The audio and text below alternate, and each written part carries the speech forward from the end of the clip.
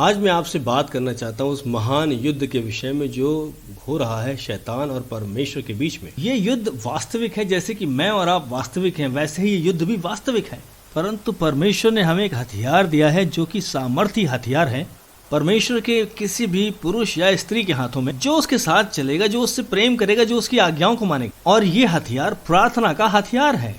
मैं आपसे एक कहानी बताना चाहता हूँ जो मैं मानता हूँ कि आपके लिए आशीष का कारण होगी। वो आपको समझाएगी प्रार्थना की सामर्थ्य को और कैसे परमेश्वर शैतान पर हमको विजय दिलाते हैं।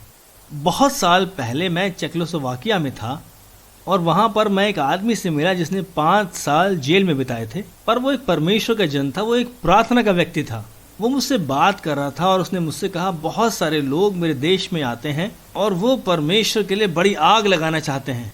उसने कहा, मैं परमेश्वर के लिए बड़ी आग बनाना नहीं चाहता, बल्कि मैं तो परमेश्वर की अग्नि में भस्म हो जाना चाहता हूँ, जब तक कि मैं शून्य न हो जाऊं। और जब मैं बिल्कुल शून्य हो जाऊंगा तब मैं परमेश्वर की महिमा को देखूंगा। मैं इस इंसान से बहुत प्रभावित हुआ। इसने अपने जीवन के 5 साल अपने विश्वास के कारण और यीशु मसीह के प्रेम के कारण जेल में बिताए। फिर वो मुझे एक खिड़की के पास ले गया। उसने मुझे एक स्टेडियम को दिखाया और कहा, मैं प्रार्थना कर रहा हूँ और मैं विश्वास करता हूँ परमेश्वर एक दिन इस स्टेडियम को भरेगा उन लोगों से जो यीशु से प्रेम करते हैं, यीशु की आराधना करते हुए।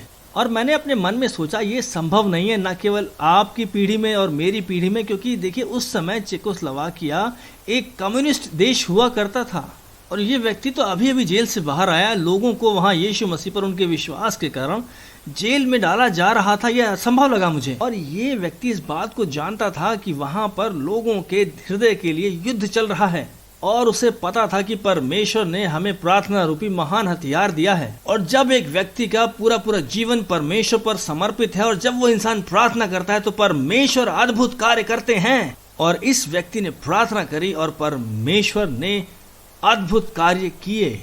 मैं आपको बताता हूँ, बाइबल कहती है कि वे उस पर विजयी हुए। ये शैतान के विषय में है। मेमने के लहू के द्वारा, यीशु ने जो सलीब पर किया उसके द्वारा, और वे अपनी गवाही के वचन के द्वारा जयवंत हुए। वो जो यीशु ने हमारे दिल में किया है, और मृत्यु तक भी उन्होंने अपने जीवनों को प्रिय न जाना।